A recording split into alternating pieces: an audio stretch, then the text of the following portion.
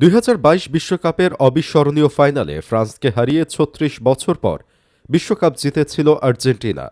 Lusail iconic স্টেডিয়ামে হয়েছিল সেই ম্যাচ। ৩ বছর পর আবার সেই লুসাইলে পা রাখবেন মেসি। আগামী মার্চে ফিনালিসিমার মঞ্চে মেসির আর্জেন্টিনার বিপক্ষে খেলবে লামিন ইয়ামালের স্পেন। ২০২৪ ইউরোর চ্যাম্পিয়ন হয়েছিল স্পেন। একই সময় কোপা আমেরিকা জিতেছিল আর্জেন্টিনা। সেই দুই চ্যাম্পিয়নকে নিয়ে হবে এবারের ফিনালিসিমা। ইউরোপীয় ফুটবল সংস্থা উয়েফা বৃহস্পতিবার এ তথ্য জানিয়েছে।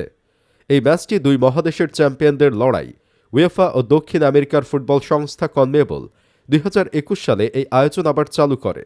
তখন তারা ২ বছর পর পর বিশ্বকাপের পরিকল্পনার বিরোধিতা করেছিল। ২০২২ সালের ফিনালিসিমায় আর্জেন্টিনা ইতালিকে ৩-০ গোলে হারিয়েছিল। সেই ম্যাচের নায়ক ছিলেন লিওনেল মেসি। এবারও আর্জেন্টিনা ফিরছে ফিনালিসিমায়। এবার ২০২২ বিশ্বকাপ ফাইনালের ভেন্যু লুসাইল স্টেডিয়ামেই হবে ম্যাচটি হবে ২০২৬ সালের ২৭ মার্চ। স্থানীয় সময় রাত ৯টায় খেলা শুরু হবে। বাংলাদেশ সময় রাত ১২টায় হবে ম্যাচটি। স্পেন ও আর্জেন্টিনা এখন পর্যন্ত ১৪ বার মুখোমুখি হয়েছে। দুই দলই ৬টি করে ম্যাচ জিতেছে। তবে সবশেষ লড়াইয়ে ২০১৮ সালের মার্চে আর্জেন্টিনা ৬-১ গোলে হেরেছিল স্পেনের কাছে। সে ম্যাচে খেলেননি মেসি। তারও আগে তার ক্যারিয়ারে ৩ বার স্পেনের মুখোমুখি হয়েছে মেসি। এক জয়ের বিপরীতে হার আছে ২টি।